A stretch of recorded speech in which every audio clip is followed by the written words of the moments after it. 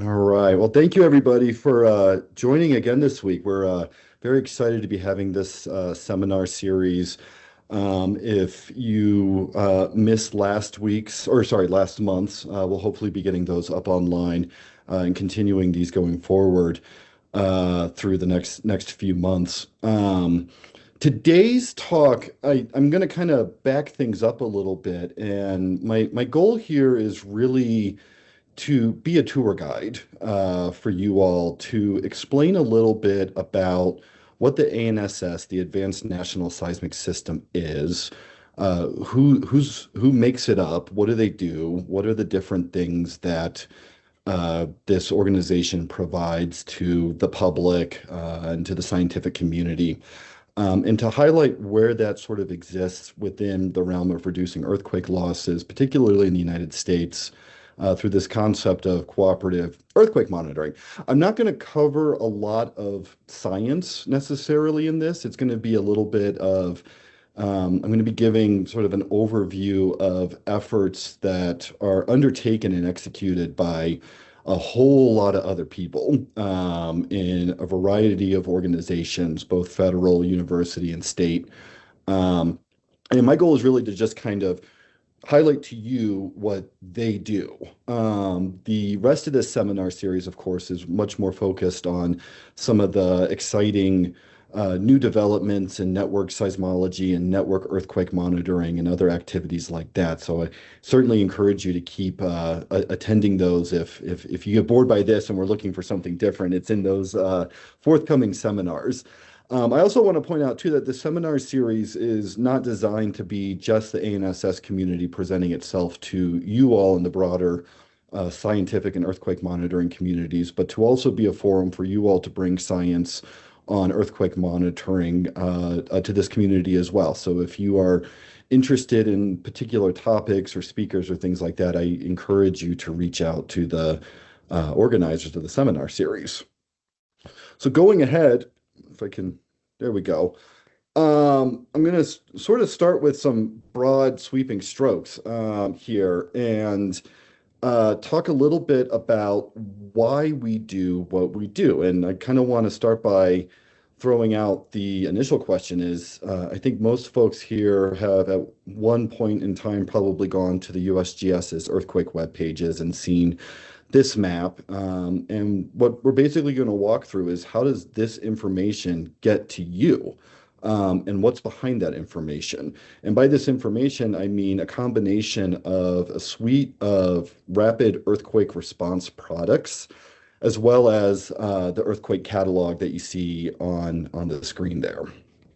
To sort of get at that, we need to kind of walk through why these concepts are important. So the ANSS broadly touches on two key factors. One is earthquake response.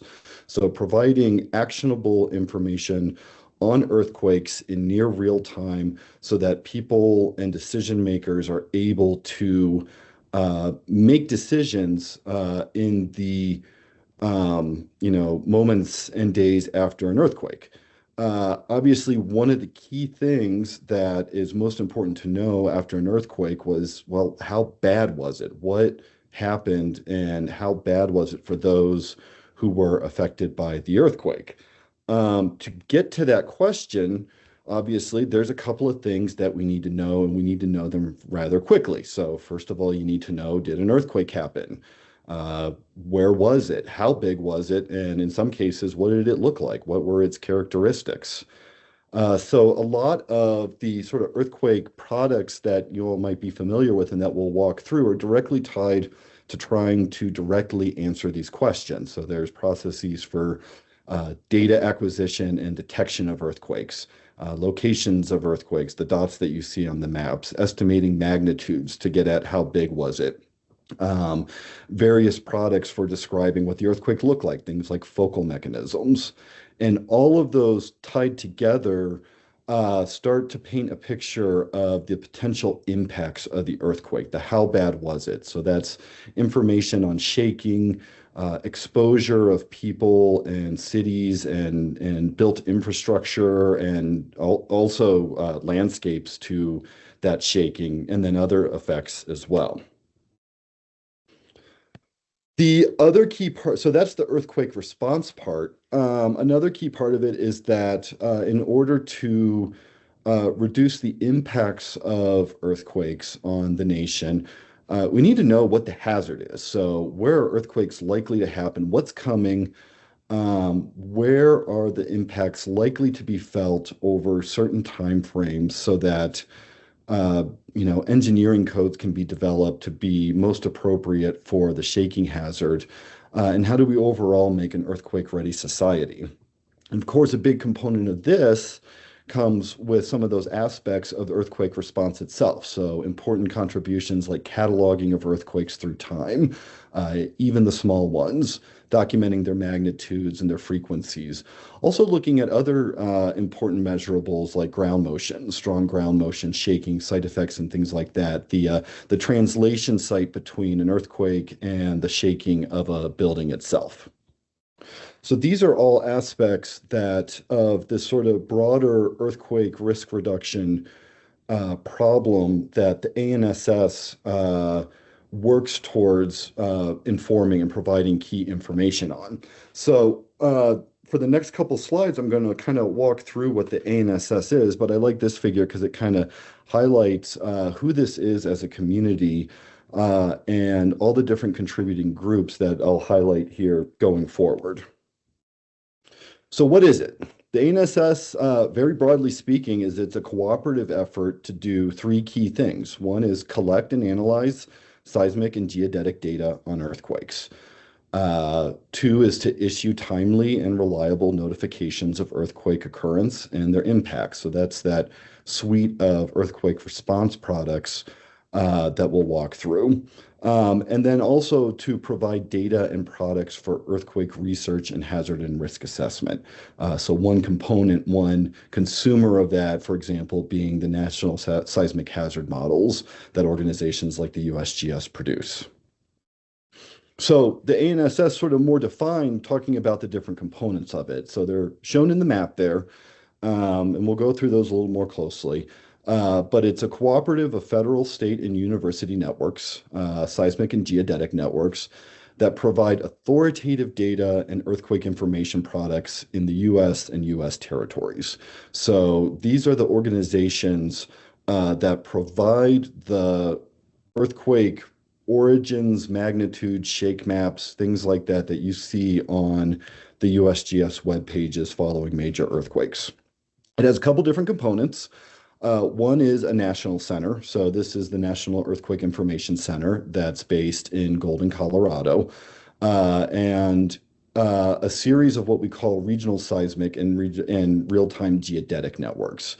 So these regional seismic networks, which will be the primary focus of this overview, represent 12 different authoritative regions within the US, and they're made up of different groups from the USGS, from universities, and from state agencies. The ANSS has an instrument depot and backbone network that's managed by the USGS's Albuquerque Seismic Laboratory. There's a national strong motion program and project that is responsible for a lot of work on strong motion instrumentation and ingestion and development of those data sets. And then there's also two data centers that are supported through ANSS, the Southern California Earthquake Data Center and the Northern California Earthquake Data Center. Much of the data from ANSS goes into EarthScope's data repository, but those two data centers also host most of the data that comes out of the networks in California. It's notable, I think, too, that ANSS itself is really baked into the federal landscape for earthquake monitoring and risk reduction in the US. So broadly, earthquake risk reduction and hazard mitigation falls under the National Earthquake Hazards Reduction Program, NEHRP. This is a program that was authorized under the Earthquake Hazard Reduction Act and gets reauthorized every 5 or so years. NEHRP is a four-agency program. It includes the USGS, the National Science Foundation, NIST, and FEMA. And major NEHRP activities are to develop effective measures for earthquake hazard reduction, promote the adoption of earthquake hazard reduction measures, improve understanding of earthquakes and their effects. And this is cool. It specifically calls out ANSS to continue the development of the Advanced National Seismic System, including earthquake early warning capabilities.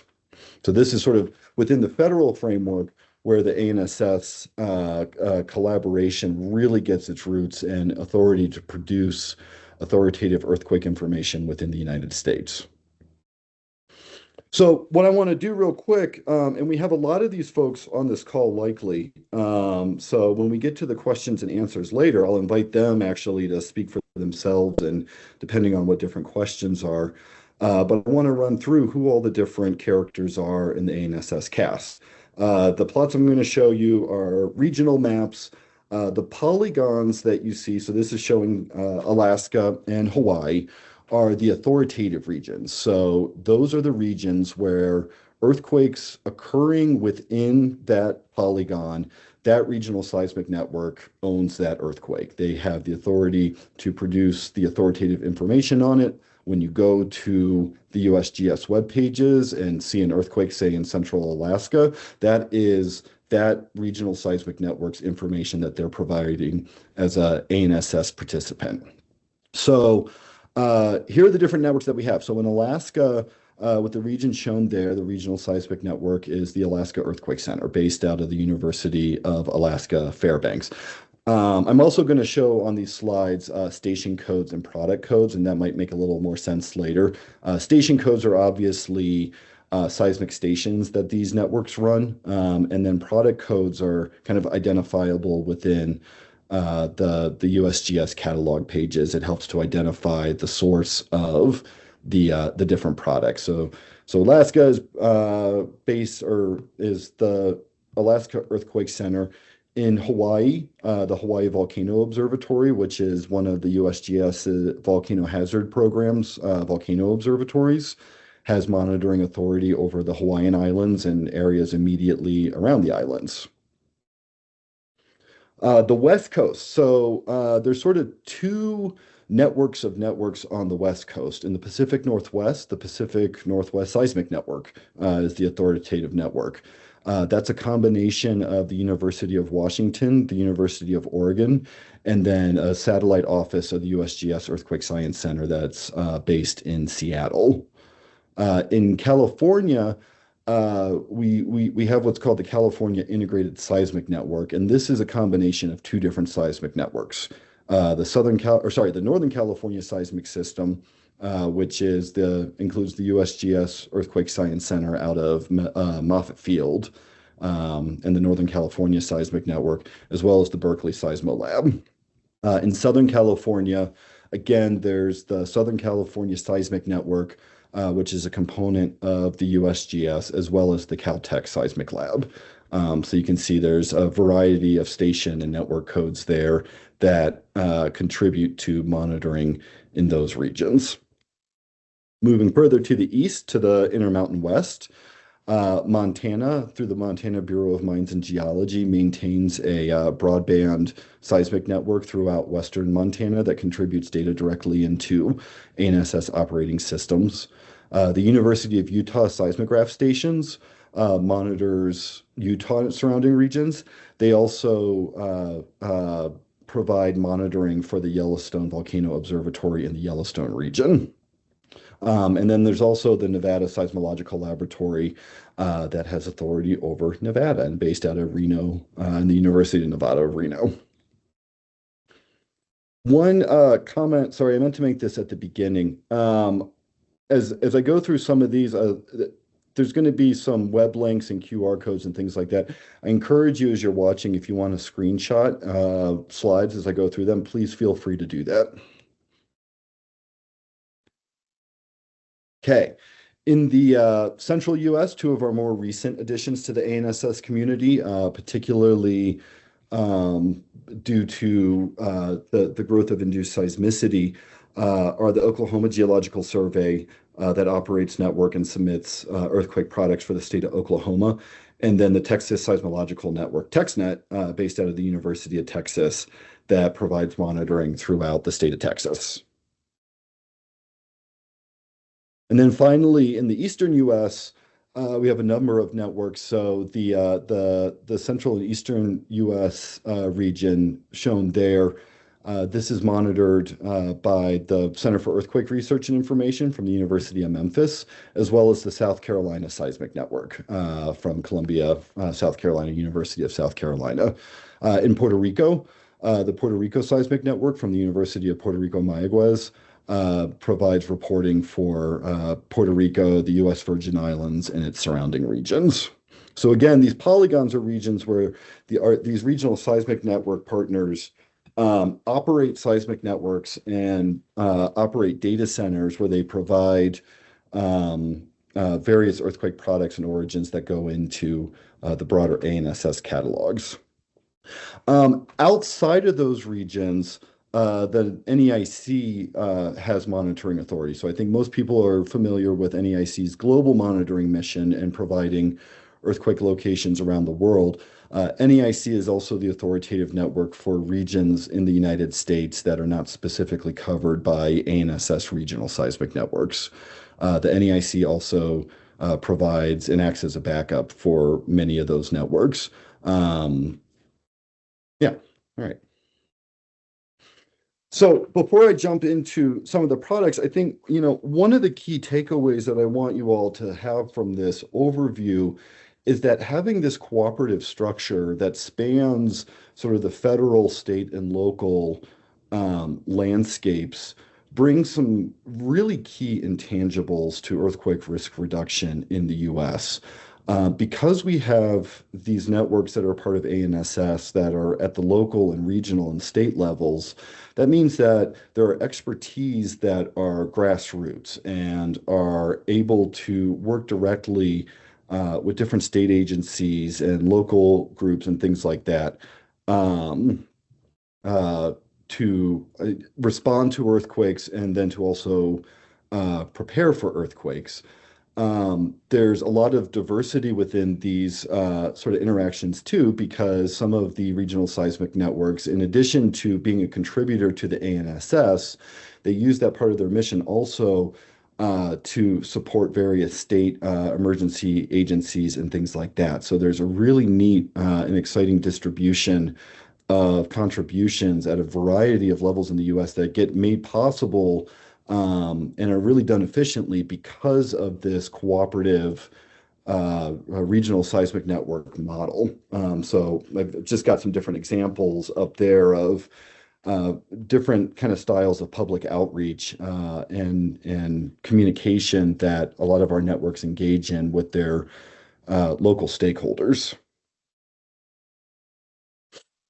Okay, so now I'll get into some more of the functional aspects of ANSS. One of the key contributions of ANSS is the data that it provides throughout the U.S., and that's a function of the seismic networks themselves. So certainly folks take advantage of the earthquake products and catalogs that ANSS produces, but if you're in different research fields, you're also likely using a lot of the data itself that comes out of the ANSS. So I just kind of want to walk through what this layering of networks looks like across the US, sort of starting from the 40,000 foot view here, which is at a base layer, the Albuquerque Seismo Lab maintains the US backbone network that you see in blue there. And then there's a couple of other special networks that are moved around. You can see that kind of batch of green dots in New Jersey. That's a temporary seismic network that was put out following the New Jersey earthquake last April. So on top of this, the USGS component of the ANSS maintains and operates some other sort of regionalized and global networks. These include the N4 network, which is primarily in the central and eastern United States, the Intermountain West network, the IW network, that's based in Wyoming. And then the USGS also jointly runs a component of the GSN, the Global Seismic Network, with NSF. And a few of those stations are located in the US. So the next step there is we can start to add on what the different regional seismic networks look like and the density of information and stations that they bring to seismic monitoring in the US. So each of the subsets of colors that you see up there are the different networks run by different network codes run by each of our regional seismic partners. So you can see that in regions where we have that authoritative boundaries, we also have really dense monitoring that's focused on different areas for different priorities. In addition to that, too, ANSS does not represent all regional seismic networks in the US. There's a number of state and university-run seismic networks shown as the black stars there that are distributed throughout different states. Because they are gracious and make that data available, that data can be used in earthquake monitoring and cataloging operations. So this is an attempt. I'm going to note my caveat at the bottom there that there's likely key stations missing here. But this is really what the regional seismic monitoring landscape in terms of instrumentation looks like in the US. So you can see that, there's a lot of resources out there for earthquake monitoring, which is really a testament to the hard work and many decades of work that these seismic networks have done to install and support the physical infrastructure for earthquake monitoring. Zooming out to other regions too, this is showing the same thing, but just in Alaska, Puerto Rico, and Hawaii, where there are both ANSS networks and other networks that contribute to earthquake monitoring and detection in these regions. I wanted to focus on two sort of areas because I think one of the things that jumps out in this map is that there's regions where there's really high density of stations compared to others. And there's a couple of different but obvious reasons for this. I'll start with Northern California. So the density of stations in Northern California is really a component of the ongoing build out of the ShakeAlert earthquake early warning system that is active in California, Oregon, and Washington, and is also managed or contributed to by ANSS network. So this is showing, I'm just going to step through some time slices here, but these are stations in Northern California. The green are the NCSN, Northern California Seismic Network stations. The red are the Berkeley Seismolab stations, as this build out has gone on since starting about 2016. So just kind of stepping through, you can start to see these stations build out to meet the requirements for earthquake early warning. So earthquake early warning in some parts of the ANSS geography has really contributed to densifying some of these networks, including increasing the capability for both earthquake location, but perhaps more importantly, strong motion recordings.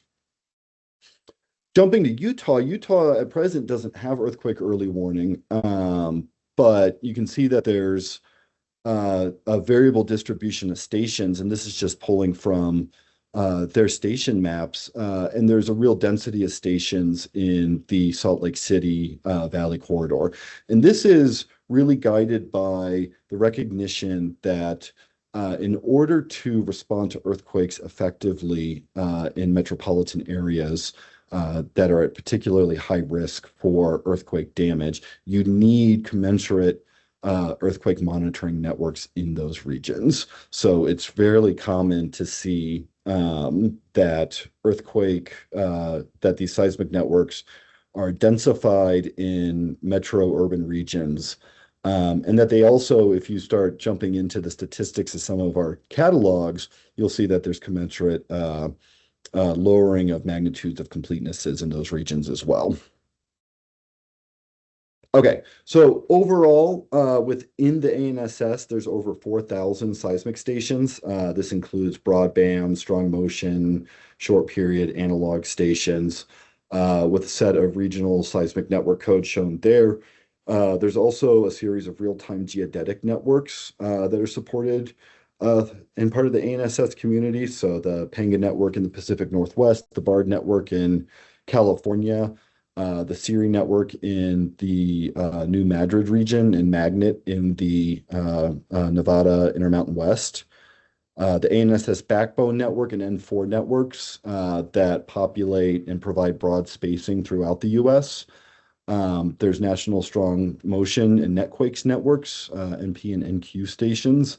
And then, of course, ANS networks also ingest other federal, state, and university networks that are publicly available for use in earthquake monitoring. Okay, so that's the data.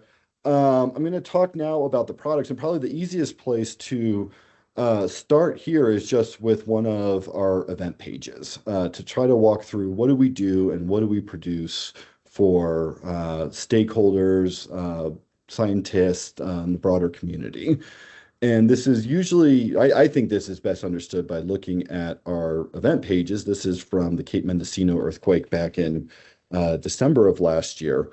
And we can kind of break these, oh, there we go, uh, pages up into some of that core information about earthquakes from the response perspective. So there's products here that are event information. Where was it and how big? So these are things like our origins and our ShakeAlert messages, the earthquake early warning messages. There's event characteristic information, the what did it look like? So these are the moment tensors and the finite faults. And then there's the event impact products. So the how bad was it? And I'll also group in here what's coming. So these are things like did you feel it? And felt reports, which are sort of a citizen science approach to collecting information from the public on impacts. Products like ShakeMap and Pager and ground failure. And then I've also folded in operational aftershock forecasts here as well. So we'll kind of walk through some of these. What I'm showing here is sort of a typical timeline of event response products. Okay, so these are the products that are released that go on those event pages and sort of a typical time range for when those happen immediately following the earthquake. So in regions where shake alerts happen, that's typically on the seconds time frame.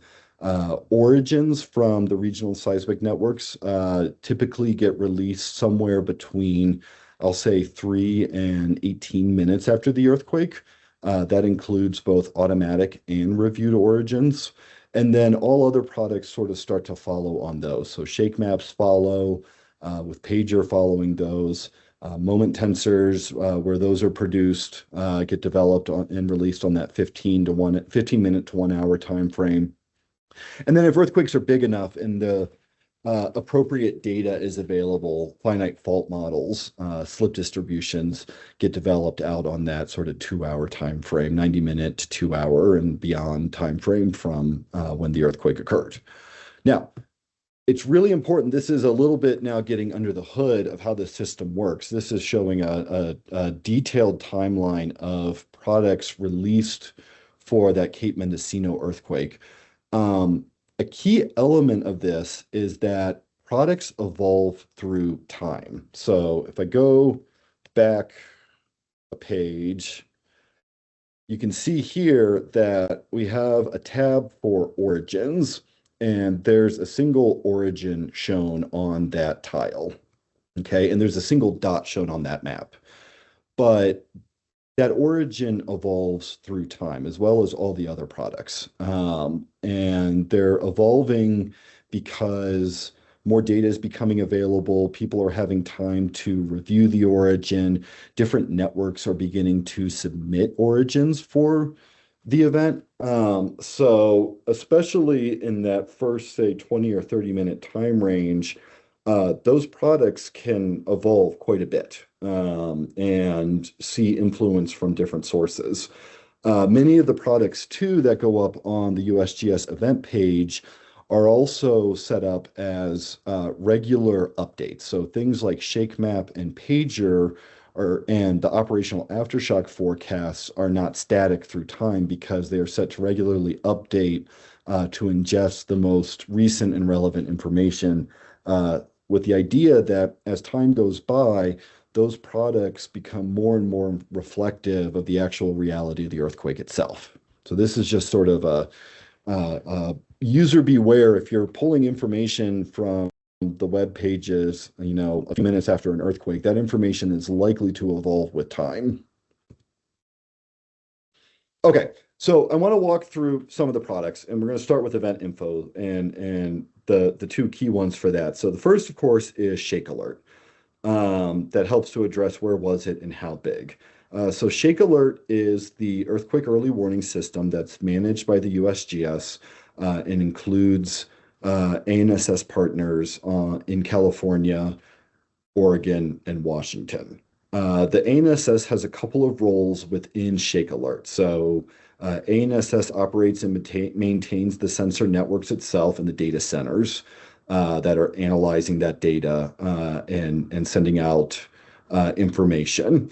ANSS partners are integral to the development and evaluation of the algorithms themselves that go into ShakeAlert. ANSS generates and distributes the origins and magnitudes to technical partners. So it's the role of ANSS to produce the origins and origin information that are then taken by information distribution avenues. So apps like MyShake or the automatic systems that exist on Android phones or the FEMA iPause system to actually send out the alerts themselves. And then ANSS also leads community outreach and awareness campaigns. On the origins front, this is the thing that's more relevant or probably familiar to the broader scientific community, but ANSS networks provide basically hypocenters, so locations, depths, origin times, and magnitudes for the earthquakes. These origins may be, depending on when you are accessing them, either automatic, meaning that they were not reviewed by a scientist or an analyst, or they are reviewed, meaning they've been reviewed by an analyst. And then there's also, importantly, a range of different magnitude scales that get used in ANSS origins, and they depend largely on a couple of different factors. One is the region where it occurred.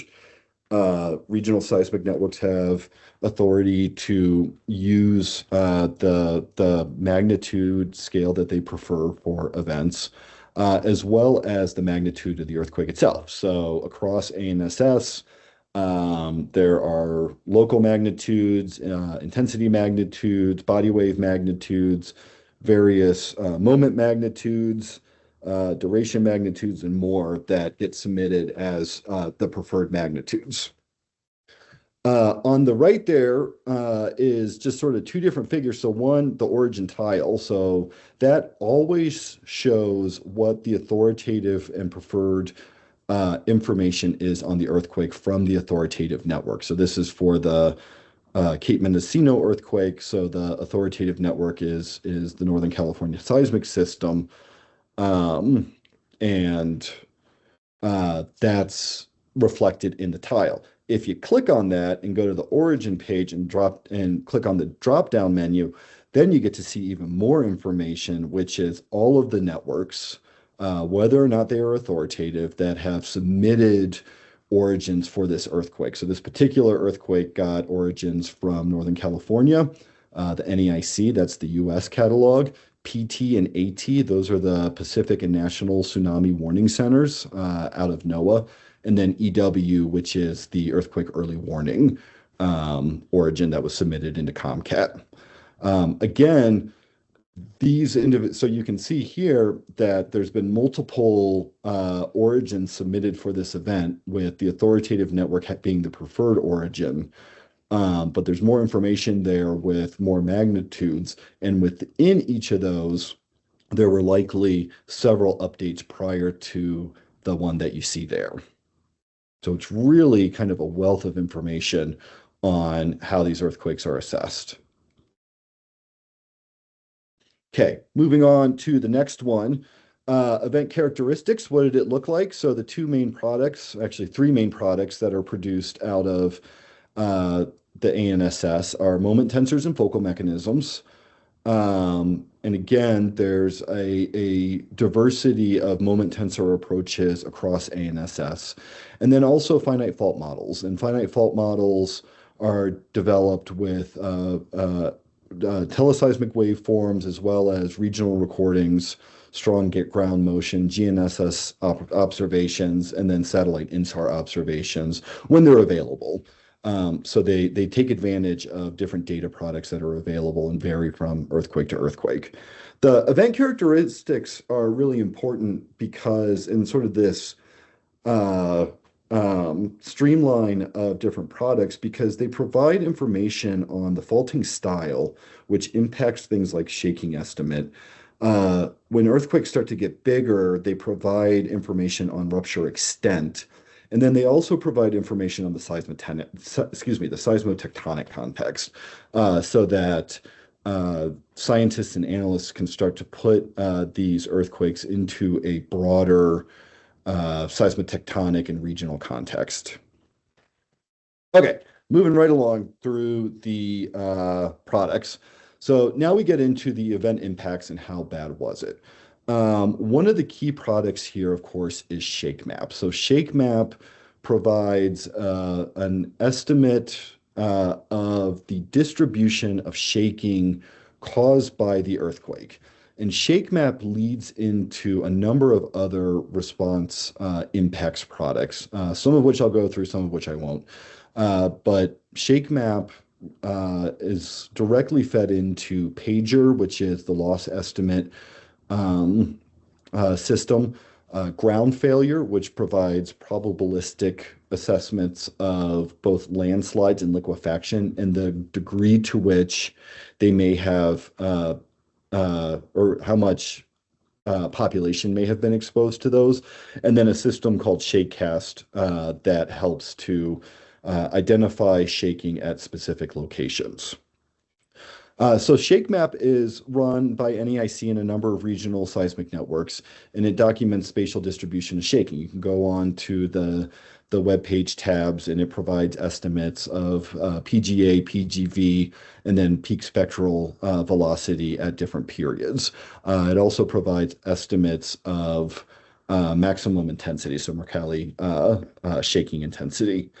A nice aspect about having regional networks run ShakeMap and produce authoritative ShakeMaps is they're able to implement regionally varying ground motion prediction equations that might be more relevant for their region than something more broadly defined. And then where they're available, the ShakeMaps are directly informed by strong ground motion observations, did you feel it reports, and fault finiteness. So like the origins, ShakeMaps themselves can also evolve because of this information that's coming in from different data sources. So most initial ShakeMaps are based on the origin itself, so the location and the magnitude. And it's not a point source estimation. This is showing an evolution of ShakeMaps for the earthquake in Turkey a couple of years ago. But you can see in this how ShakeMap evolves with different data sources coming in. So the first one is this scaled point source solution. That's sort of the first ShakeMap out the door. When there's information available about finiteness, either due to aftershock distributions or a finite fault model, then a finite source goes into ShakeMap and it evolves. This can take another step as that finite fault model evolves and as data itself becomes available to constrain the model. And then in some cases, we can go as far as including things like geodetic observations into the ShakeMaps to constrain the fault finiteness and location. An important aspect of these dense seismic networks across ANSS regions is that the ShakeMaps themselves effectively become data. Because those strong ground motion observations and did you feel it responses go into ShakeMap, they directly constrain the shaking map itself. So this is showing an example in Southern California as compared to an example from El Salvador a couple weeks ago. Sorry, that was in 2024, not 2025. I'm not predicting earthquakes. Um, and you can see that in the Southern California case, this shake map is basically just data because there's so many observations. So that takes some of the epistemic uncertainties from modeling out of the shaking estimates. When we go to international earthquakes or regions where there's not as dense of strong motion observations, then the shake maps are more model based. Okay, next product, Pager. So ShakeMap directly feeds Pager, and Pager is our prompt assessment of global earthquakes for response. And what Pager does is it provides a rapid estimate of estimated fatalities and estimated economic losses from the earthquake. And those impacts are a function of the shaking that's characterized in the ShakeMap, exposure, so what was exposed to that shaking, and then the vulnerability of those structures to come up with these estimates of the impacts of the earthquake itself. And just like as the shake map evolves, the pager results also evolve through time based on the information that goes into those shake maps. So this is showing a evolution of pager results for the Turkey earthquake in 2023. The other sort of impacts product I want to highlight is our operational aftershock forecasts. So these are produced in the US for magnitude 5 and larger earthquakes in Alaska, Hawaii, and the territories, magnitude 4 earthquakes and larger in the contiguous US, and then miscellaneous, what I'll call ad hoc events, so earthquakes of strong interest. And what these do is they provide updated assessments of the probabilities of aftershocks within a certain area around the earthquake. They trigger 20 minutes after the origin. That gives the origin enough time to settle on a kind of a stable magnitude. And they always ingest the authoritative main shocks. They update at these regular orders or regular intervals of hours than days. And then starting about 2 hours after the main shock, they start ingesting aftershock information from the sequence itself to update the models that produce these. Our next talk in March is going to be from a scientist that really helped to develop these graphics and modes of explaining probabilities to the public that you now see on the web pages. So I hope you all are able to see that in March. The one thing that I want to highlight, because many of you, if you are at universities or state surveys or things like that, is after there's earthquakes, you get questions from your local media about impacts of earthquakes and what are coming.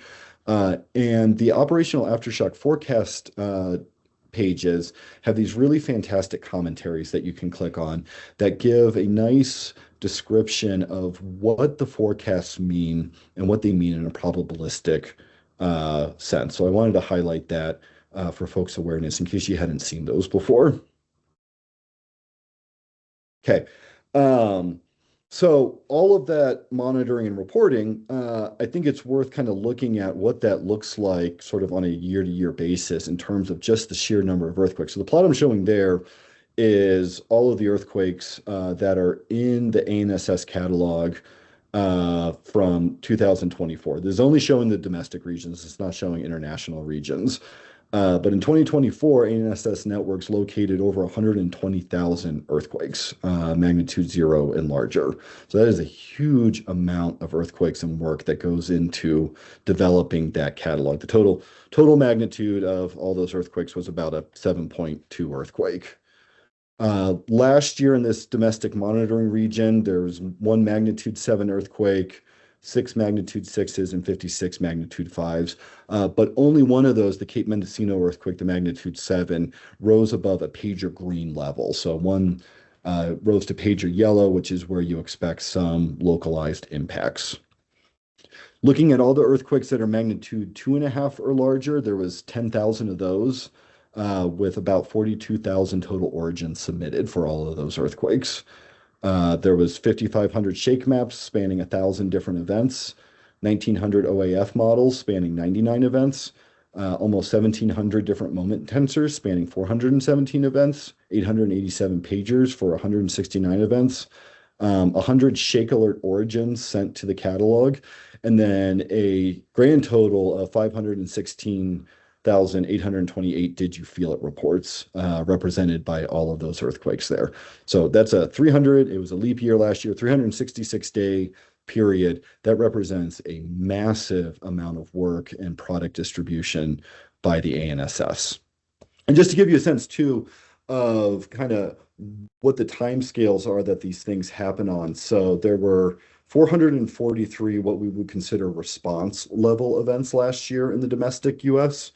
Looking at all of those, auto origins were released typically about 2 minutes after origin. Reviewed origins came out about 17 minutes.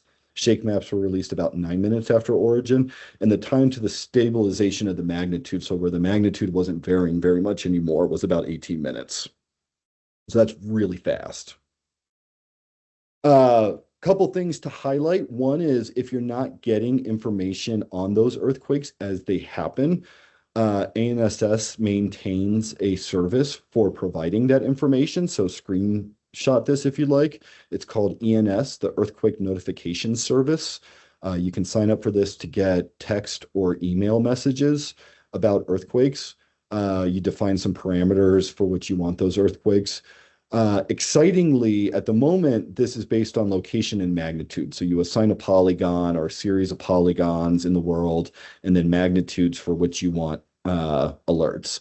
What's coming soon is that this interface will be updated. If you went to that web page now, it's going to be updated, and there's going to be new alerting criteria. So you could get alerted instead of on magnitude, you could get alerted on pager levels. So pager orange or pager red. You could get alerted if there was an operational aftershock forecast released. You could get alerted on ShakeAlert. And I want to emphasize it's not the ShakeAlert warnings. You would only get alerted that a ShakeAlert message had been sent, not that there's an earthquake early warning. That's a different service that you need to use. And then also shaking at location. So if you have a house and you're out of town and you want to know if it gets shaken badly in an earthquake, you can input that location and get notices if it exceeds some shaking level. Okay, the last little bit here I want to cover on is the catalog itself. So ANSS maintains what's called the Comprehensive Catalog, ComCat. When you go to the USGS webpage and search the catalog, this is what you are searching.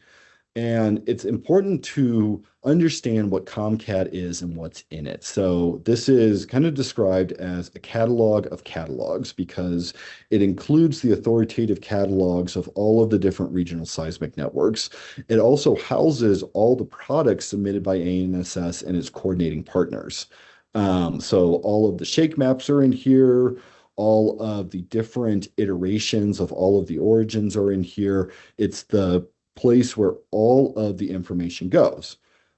Typically, we expect that earthquake solutions, earthquake products are finalized about 5 weeks after the origin of an earthquake. So you should expect if you're doing a sort of research study with the catalog that an earthquake that's less than 5 weeks old still may change because of the events being reviewed by analysts.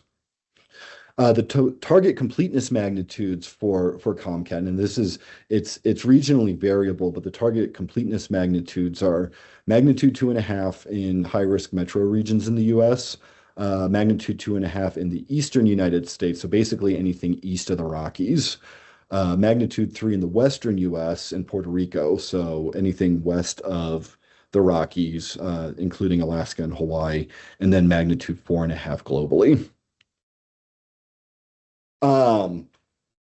As you use ComCat, it's often important to know where your sources are coming from, or if you're looking at earthquake information on the products page. So when you click on that products page and get to your information about an earthquake, there's information distributed all around the page around who contributed information.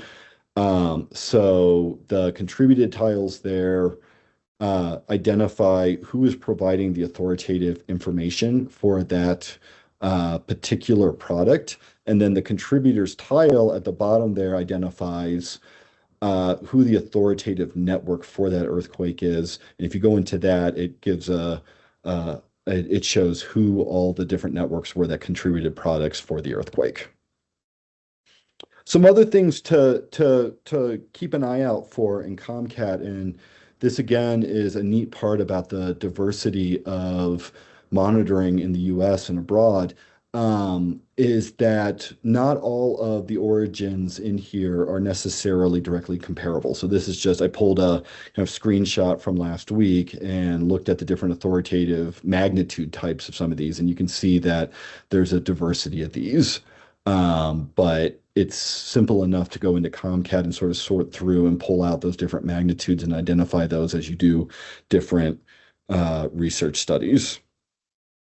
Wanted to note too that this Cayman Islands earthquake has a couple different earthquakes, or sorry, magnitude scales associated with it, though the authoritative one is a W phase magnitude. And then similarly with products, you can look at what different organizations within ANSS submitted as far as their products, even if they're not the authoritative one. There's a really handy dandy tool out there for working with ComCat that was developed at the National Earthquake Information Center, libComCat. This is a set of tools. You should screenshot that QR code there that help with querying the catalog and products. There's nice tools for getting event histories and searching specific products, contributors, networks, things like that. And this really helps to kind of break that kind of glut of information that's all put together in ComCat into the usable pieces that you need for your research or your operations project. Okay, this is my last slide. So that was my overview of ANSS, and I think it's worth kind of noting where ANSS is going in the future. And that's always a hard thing to define because it is this cooperative approach where all of our fantastic partners are developing new and exciting things to meet their individual stakeholder needs and to meet different scientific and response problems. So what I'm showing here is from the USGS's Earthquake Hazards Program Decadal Science Strategy. So this is sort of speaking from the federal level on kind of priorities over the next 10 years for ANSS. And this was broken into down into two different categories, foundational and aspirational. Foundational are the things we hope to do with the resources that we have now.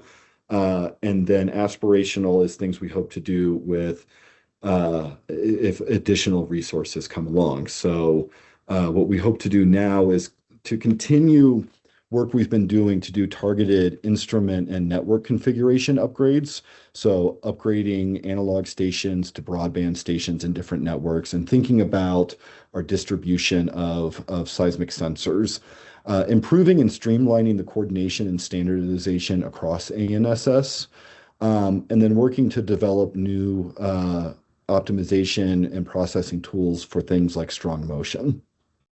Looking into the future, aspirational goals, really revolve around emerging technologies. So further integrating machine learning and artificial intelligence into network monitoring, exploiting cloud data centers and resources for both improved operations and redundancy, and then continuing to explore new data types like ground-based GNSS, offshore GPS, space-based geodetic imagery, and things like that. So I want to stop there because I want to be able to take questions. But thank you all, everybody, for joining this tour of the ANSS.